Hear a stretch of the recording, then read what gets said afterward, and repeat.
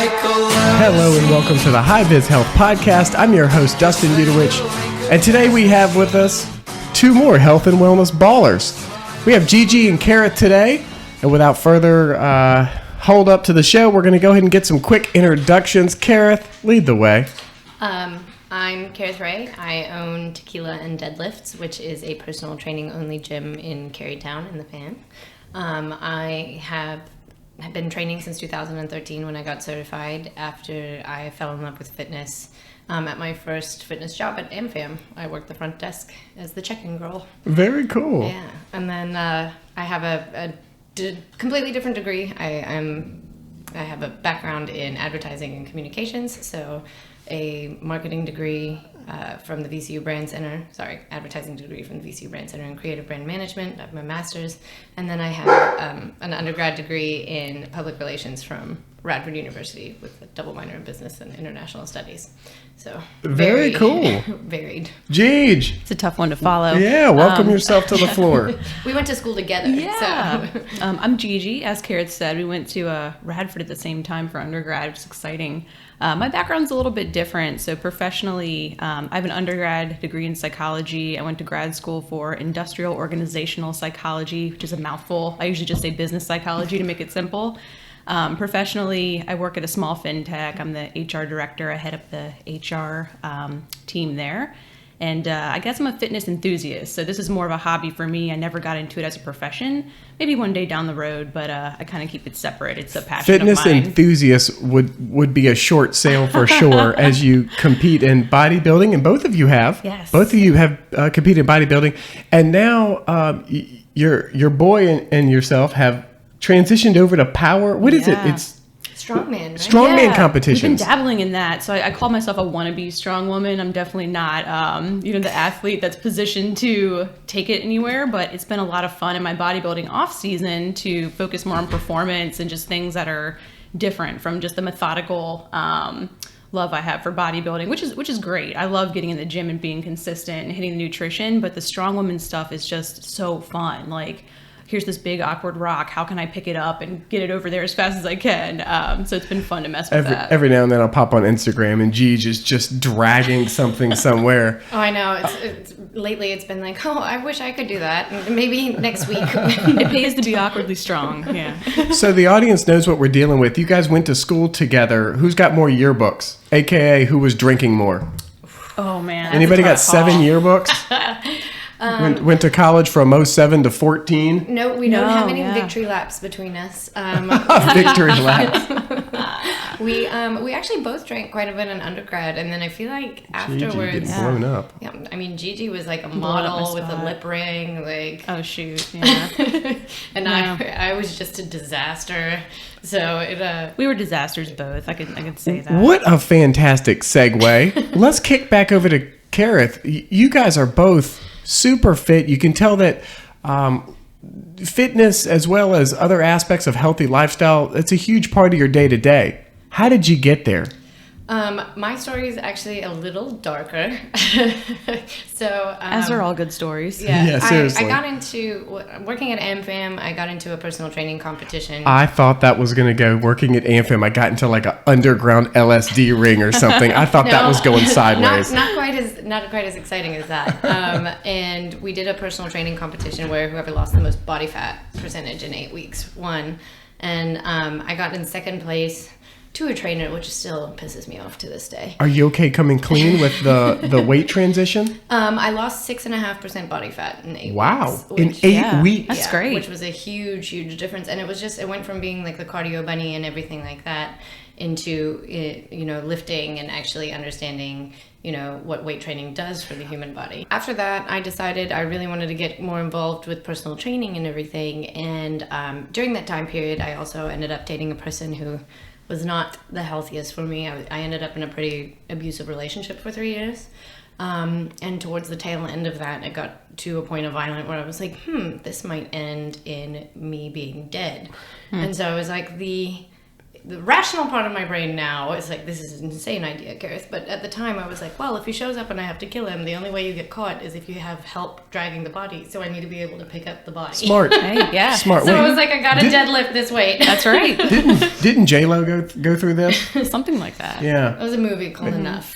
Yeah. That's what it was. And so, I mean, now I know it would be self-defense and there would be no need to drag a body. But at the time, that was the only thing that made sense to me. And Sure. So I was like, all right, he weighs this much weight. I have to be able to pick up this much weight. And so I started deadlifting. And when I picked up his body weight, I realized I was not as afraid as I used to be anymore. And I was like, all right, let's keep going. Empowering. I'm about 25 and I can pick up 300 pounds. And, you know, he has nothing to do with my life anymore. It's just a catalyst to where I am today. No joke. Yeah. Yeah, that is powerful. Gigi, can you lighten the mood a little bit? Oh gosh, yeah. It's funny, like a lot of these stories do get grounded in some sort of like, I don't know, dark, I don't know if is the right word all the time, but sometimes it's kind of negative. Like for me personally, very mediocre athlete growing up. I was on sports teams in high schools. I wasn't the best. I wasn't the worst, just very middle of the road. Hey, thank goodness for no cuts. Thank goodness for 8th grade softball, no cuts. No kidding. Yeah, it was wonderful. So I couldn't take sports to college, so I did nothing. I gained the freshman 15, totally inactive, was very unhappy with my appearance. And so for me, a lot of my stuff was kind of grounded in like eating disorders and body image issues. And so my fitness journey kind of started with just how can I lose the most weight to look how I want to look. And so that was tough for years and years, just kind of going back and forth and having a poor relationship with food. I eventually got to a point where I started becoming aware of bodybuilding, and I saw like Muscle and Fitness Hers magazines and the women that were on those covers, and I was like, that is awesome. They look like female action figures. You know, how cool to see women wearing muscle like that. Yeah. So I started to explore bodybuilding a little bit and getting more into strength training and weight training. And really it saved me from like the prison I was in of just, you know, how do I be model thin? How do I be, which I was just never going to be. I'm just not built for it. So strength training kind of released me and gave me something more of, you know, the performance-based type stuff to see just what can I do? How can I be empowered and feel strong? And so I continued to follow bodybuilding. I continued to get in the gym and just work really hard. I saw Kerith and her fitness pursuits and got super inspired, and was just kind of thinking of, you know, where can I take this? And let me open the floor with this. When you hit that low point, did either you or both of you experience your hobbies just changed because it kind of acclimated to where you were? In other words, when you were really inactive and you were unhappy with your body, did you find yourself doing different things? Drinking more. Yeah, it just seems like it could be very cyclical. But it's also, like, bodybuilding is a double-edged sword, too, because, like, my first competition in the same way was, you know, I'd just gotten certified and everything. I'd just broken up with this guy and finally gotten out of that situation. And I was like, I'm going to prove that I'm not an idiot and I know what I'm doing when it comes to training and I'm going to take care of all of this myself. And I busted my butt and I did all of this without, I was singularly focused on one goal. And then coming out of bodybuilding where you're lean and you look that way, your brain has a hard time recognizing what you used to look like normally. And so to break that cycle of being like, I should be this shredded all the time, I should be this skinny all the time. And so I had a problem after that with acknowledging what a healthy body looks like and a healthy mindset and a relationship with food. And Gigi and I have had this conversation a lot after. Yeah. And I hope to have this conversation today. Yeah. Kerith, I know that you have some concrete feelings about this idea that you have to be all in. But you know, your commentary there, it also makes me think of other things. We've had several people on this podcast who have spoken about past addiction. Mm-hmm.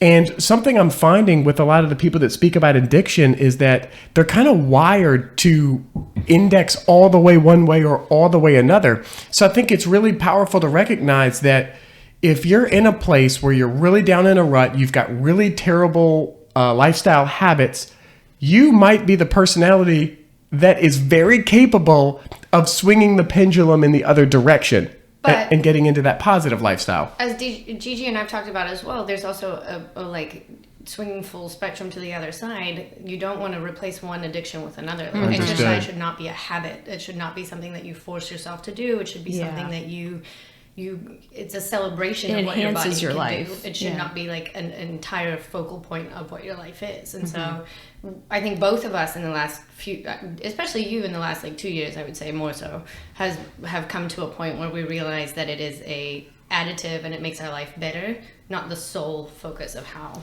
Yes. Gigi, I actually, when you come up in conversation, one of the things I'm most complimentary about is how you kind of handle the whole bodybuilding experience, how you handle your social media. But you've always handled yourself so gracefully with that. Thank you. The way that you do your pics, you do your poses at the gym off in the corner in the group fitness room. On a dead Sunday afternoon. Yes, I think anybody who walked in that gym Come would to be my gym anytime now. No, Yeah, nice. I think anybody be comfortable around you, and anybody checking out your Instagram page would say, "Man, that girl's really focused, and she's doing an awesome thing, but she's not slamming this in anybody's face." Compliments to you. Well, thank you. That's really nice. Yeah, to say. you pull it off without being me.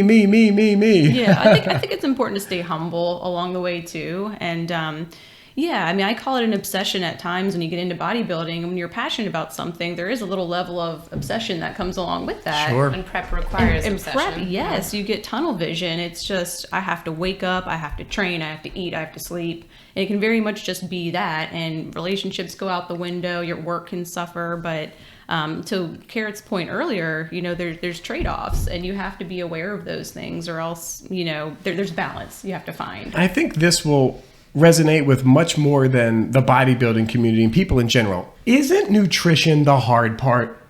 Like I feel like if I was to get ready for a competition, which it's not going to happen, but if I was, I would be very unintimidated by the gym part. I feel like I could get in the gym and put the work in. I know how to grind a little bit, but the continuity to the diet and the meticulous nature that you have to have with the diet, that seems like it's the grueling part, both physically and mentally. Is that not the case? Would you guys kind of, most people, when I say that, they say absolutely. You guys kind of have that look in your face like, nah, the workouts suck. So both of us are macros based eaters, right?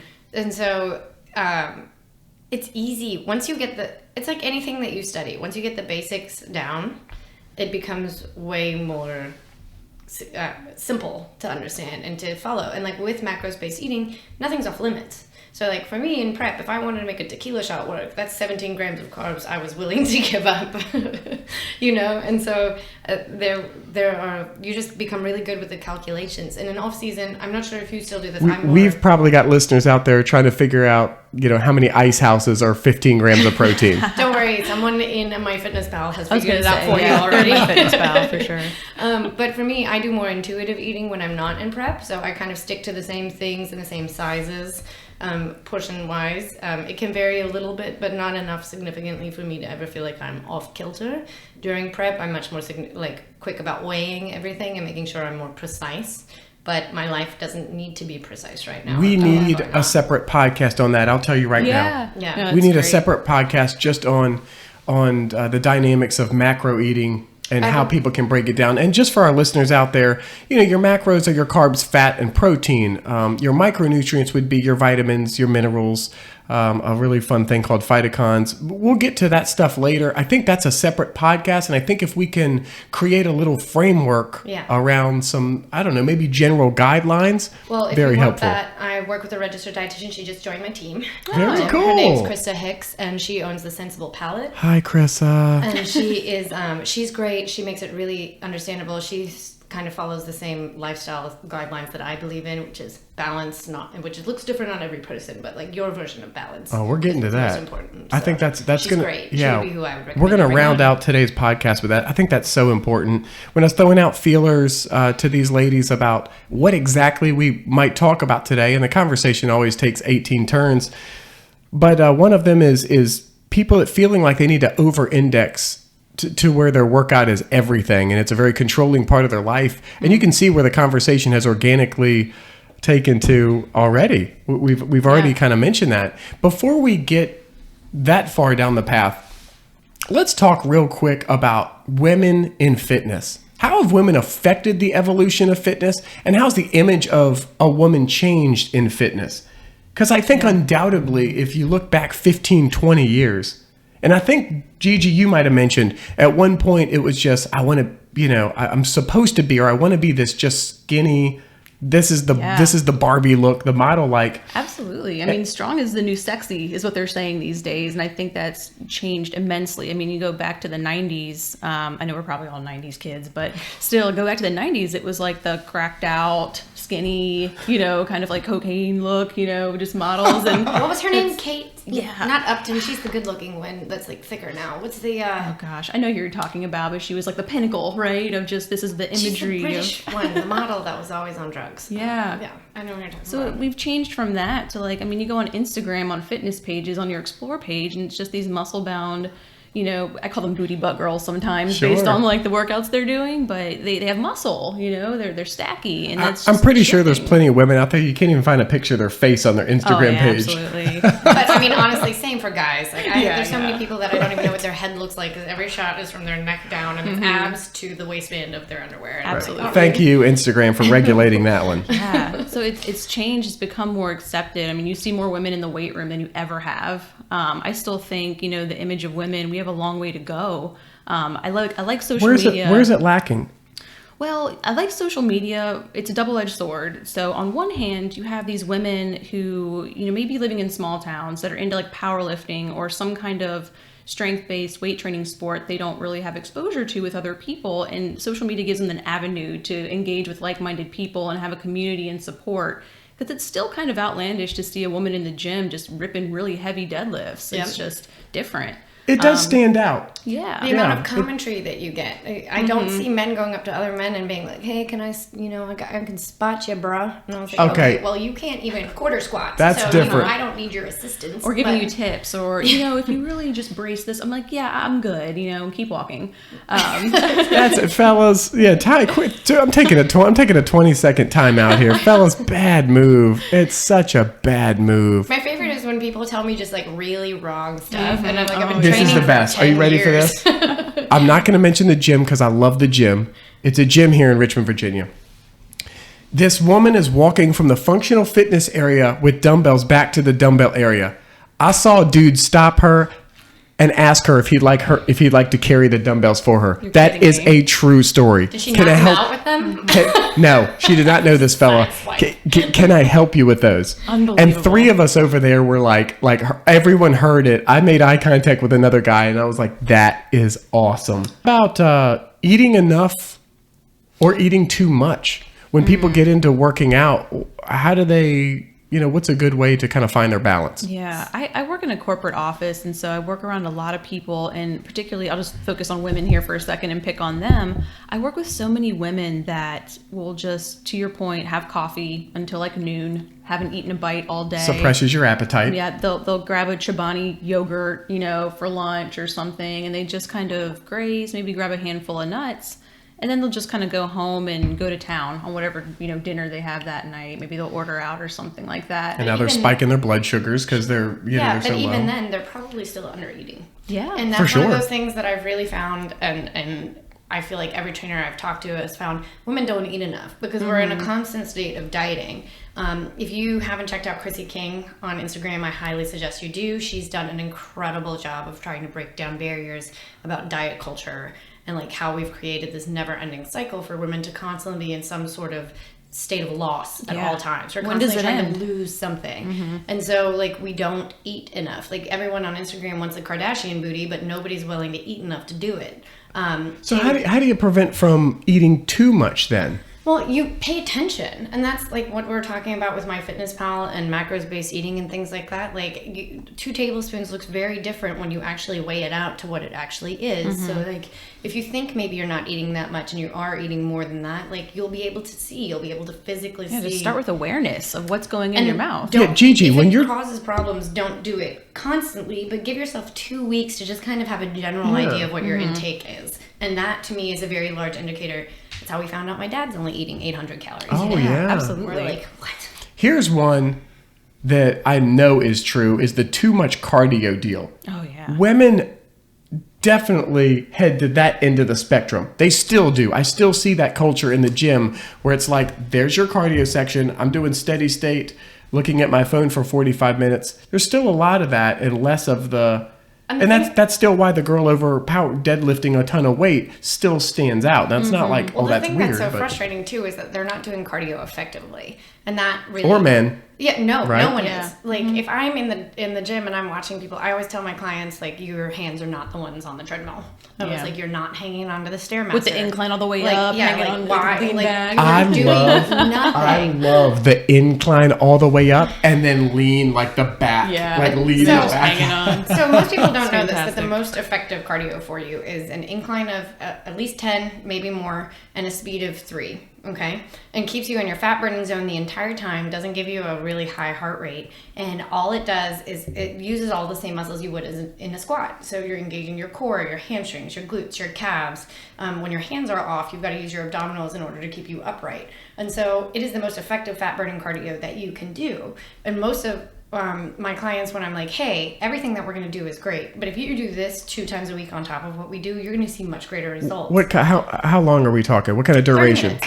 30? Yeah, you don't need to be on a treadmill for Repeat that long. repeat the method there. Incline of 10, speed of 3. If 3 is too much, drop it down to like 2.5, 2. Just get to a point where you're comfortably walking. The first 10 minutes are fine. The Should you be able to second hold 10, a conversation? You're like, this feels kind of crappy. The Okay, last there 10, you you're go. like, I hope Kerith dies. But I mean, I understand that because, and then it'll get easier. And then now I have clients who are like, I'm doing 45 minutes. And I'm like, all right, drop it back down to 30, increase your incline, increase your speed a little bit. And it's making it so that you're just giving your body a little bit more of a shock. You're not holding on. And Yeah. I have a guy who works in the kitchen with me at PBR, and he has had no time to work out, but he's just done that for a month, and he's lost 15 pounds. But you mentioned twice a week. I mean, you need to hit the weights. Yeah, absolutely. I don't know where this concept came where I want to get in shape, so let me go hit the elliptical for 5 times a week, 45 minutes. I don't know where that came from, and it's frustrating to watch, particularly for women. You end up being just a smaller version of yourself. Like I think women go into the gym with a concept of I'm going to get in shape. They have a certain image in their mind, and they just do cardio. And yeah, you'll drop some poundages, but you'll just you won't change your body composition whatsoever. You don't put on muscle mass. But I am seeing more women pick up dumbbells in the gym, but usually, and I get excited when I see that. I'm like, yes, girl, go. Get those dumbbells. But then they're 5 pounds, they're 8 pounds. I'm like, girlfriend, you can do so much more. And like, I don't really go up to people and like you approach them. I just don't do that. I know you do. Meanwhile, Kara's rolling up I'm like, the I'm not pocket qualified knives, for this, but Hey, I'm let just me- like, let do me more. And there are things like Shape Magazine has women doing side bends with like a weight. And what happens to when you work a muscle, what happens with weight is it gets bigger. So like all these women are like, I want my sides to be so much thinner. Yeah. And they're doing these side bends with toned. 45 I just want pounds. to tone. And I'm like, honey, no, let me help you. And not in a condescending honey way, because that's just, I work in a bar, guys, give me a break. And they like having a conversation being like, hey, if you switch this to a Russian twist or rotational exercise, you get more of that lengthening that you want, less of that thicker oblique, and you get more of the look you're going for. Understood. But it's in Shape Magazine, and this is the best, exercise for women. And they've got to 10 put out. years ago, They've got it to was put on- out 3 articles a month, right? and So it it's got to be was on something new. Pinterest, and now all I see is all these women doing it, and I'm like, oh my god. Like I just want to see women squat, bench, and deadlift. Not that that's all there is to everything, but if they just started there and worked on getting good and improving at those exercises, I think they'd see remarkable results versus doing the side bends, versus seeing some weird cardio, blend workout that they got out of a magazine. Like it's hard to watch that sometimes. And so I I'm just think like, come gyms on. are always and have always been traditionally male-dominated spaces. And Sure. so going into the weight room, Yeah. like if you are accosted by so many people giving you conflicting advice, like it's hard for you to be like, hey, you know what? Oh my gosh, I'm yeah. gonna pick this up. I'm And you're gonna do this. self-conscious. You're like, am I know? doing this right? Are people Yeah. watching me? And Right. people are wrapped up in their own worlds and their own egos, and they don't care nearly And this as is much. where, But and this is where I'll push personal training, because like having someone, even if it's just for a few weeks, giving you an indicator on how to get all your form correctly, like done is the best thing you can do for yourself. Because then when you go into the weight room and someone tries to tell you what to do, you're like, no, I know what I'm doing. Please back off. Sure. Put your headphones on, get your resting bitch face, and make sure no one talks to Yeah. you. And do Yeah. what you need to do for yourself, because Yep. it's not about anybody else. I've definitely. it's a learned skill for sure. Like I think back to the days when I first walked into the gym and I was so worried about how stupid am I going to look doing these overhead presses, and then It it just like dumbbells, because we're not even doing the bar yet. exactly, yeah. And then just over time it gets better better and better. But and I'm so far removed from that now, it does take me a while to say, oh yeah, there's so many people that are still in that space of just, it's a learned skill over time that you get better at. And if you can't afford training, I will definitely throw out 3 things that I think everybody should know about.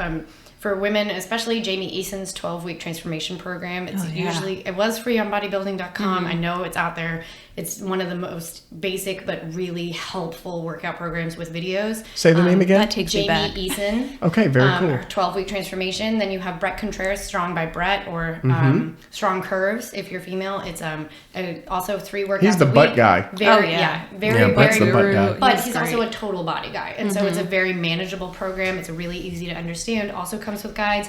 And then one of the most time-tested ones is Strong Lifts 5x5. And if you are interested in a bench, deadlift, squat formation, that is the program to do. Again, very manageable based on 3 months. It gives you a great plan to build your overall body strength. Awesome advice. So the next one we'll work through, sustainability. I think a lot of people, they decide, I'm going to get fit. I'm going to start going to the gym. This is now going to be my lifestyle. And they jump into this thing that is 6-7 days a week. Yeah. And it's not sustainable. And what happens is they end up getting really down on themselves because they haven't gotten to this, this candy land that they imagine they'd be at in 3 weeks. Sure. And so then it becomes very easy to fall off psychologically. I feel like you read my Instagram post yesterday. So how should women handle setting the stage for what they're going to do in the near future? I think if you so for me, this is an incredibly important thing, and something that I've also discussed a lot with other people in fitness. And so women take on a lot in a household manner as well. So it's not just taking time for yourself, but is that time for yourself taking away from walking your dogs? Is it taking away from the fact that you have to do laundry, that you haven't cleaned the bathroom this week, that you are out of groceries? And so, you want to go and work out for 45 minutes to an hour, but do you have that hour in your day? And how do you set that time for yourself? And I started a challenge at the beginning of December for myself, saying I'm going to go in the gym every day for the next 25 days and do something for myself. And it's a very unrealistic time commitment. And I had to own up to all of my clients and followers and be like, hey, I screwed up. I don't have that kind of time, and I should have never made that kind of commitment. And let's talk about realistic goal setting. So for me, it's going to be more like completing 2 bottles of water a day, because I haven't even been drinking one. And to be sitting there and saying, at least twice this week, I'm going to get in the gym for myself. Not 5 times, which I'm used to, but twice, because life has been crazy and the holidays have been crazy. And not to feel bad for not doing something, but to feel good for showing up when you do something. So it's it's a celebration, not a punishment. Your goal should be a realistic addition to your life, not an all-encompassing taking over your life. Yeah, it doesn't have to be everything all at once. I've had so many conversations with folks, and I've gotten into this mentality before too. It's like when I think about my nutrition and training, I'm like, I have to do both at the same time. But sometimes, I don't make it to the gym. Like, I'm not really in this space anymore, but I was having a conversation with one of my friends the other day, and they were just like, I cannot eat right unless I'm going to the gym. Like, it's either both those things or none of those things. And they just You hear that often. You hear that often. Absolutely. And it's frustrating. And it does make some sense, right? Because there's a discipline you carry in the gym that can easily carry over into the diet, or the other way around. Sure, yeah. I personally hate running. Yeah. I've tried it so many times in my life. It doesn't work. It doesn't fit. And it's not good. We may have a term for people like you, Gigi. That's a penguin. So people out there in the running community, not a bad thing. I can waddle real well. But there's so many alternatives to just traditional bodybuilding or workouts, that involve weights. You can do rock climbing. I am obsessed with it. I love going rock climbing. It is such a great mental health break from my day-to-day lifts. Bouldering is hard. Lifting your body weight over rocks is hard. Sure. And it's a workout all in and of itself. There's Pilates, there's Class Pass, or I think in Richmond we have Pivot Pass, which is a little more locally owned one, so support your local businesses. And you can try out a bunch of different classes for $90 for a month. And there's, dance classes, there's Pilates, there's, all these outdoor boot camps, there's November Project every Wednesday at 6 a.m., I think, at VMFA. It's a completely free boot camp style class. Oh, yes. Yeah, love those guys. They're awesome. There are plenty of opportunities for you to participate in fitness in Richmond especially, but just find something that you enjoy. And if you don't like it, don't go back. Yeah. Do Yeah, something else. For sure. Like, a little taste testing. There's Groupons out there. There's so many things you can do to get over. Meetup.com is Most another gyms, one. Yeah, and How most about- gyms will give you like a free day pass or week pass or something just to try things out. How about your wives of people who travel, right? If their husbands travel a lot, and maybe that leaves them with trying to hold the house down, hold the kids down. Oh my gosh. I think it's such a slippery slope. You can hit YouTube up, right? There's so much misinformation out there that you could land something crappy, but there's also a lot of really cool stuff out there. So, I think people underestimate the value of a 15, 20-minute workout at home. Yeah, or I mean, there are personal trainers that travel. Like, there's Gym Guys, I think, is one of them here in town. There's a couple of other ones that I know that are really good. But on top of that, and this is something I say to every woman that always steps into my gym, and they're like, oh, I have this and my kid and this and that. And I'm like, if you get sick, who takes care of your kid?